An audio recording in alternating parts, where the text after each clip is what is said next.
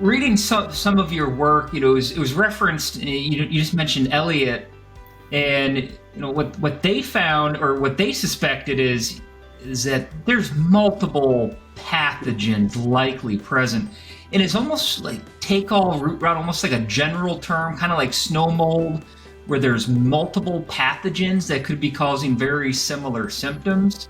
Correct. It How many have you guys identified as being in that complex that are causing those kind of take all root rot or Bermuda grass decline symptoms?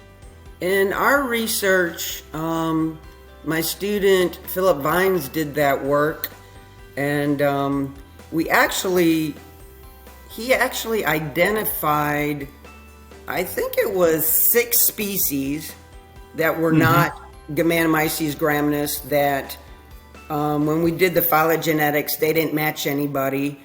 But through the pathogenicity tests, we concentrated on those that showed pathogenicity to the roots.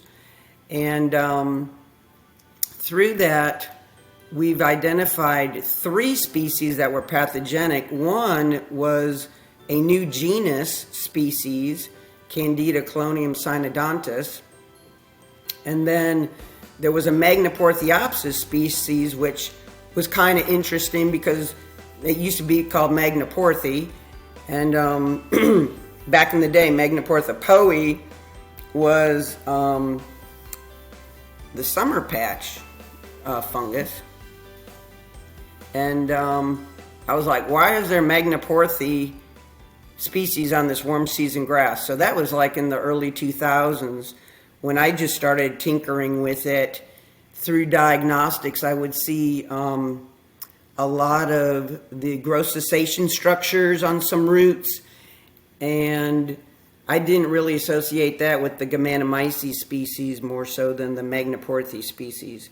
And then I started to see different shaped hyphopodia, not just simple and the deeply lobed, but different size lobed hyphopodia, some that were more kind of mitten shaped, and I was like, why are these hyphopodia different? Is it the age of the fungus when it's infecting and I'm seeing it, or what's the deal?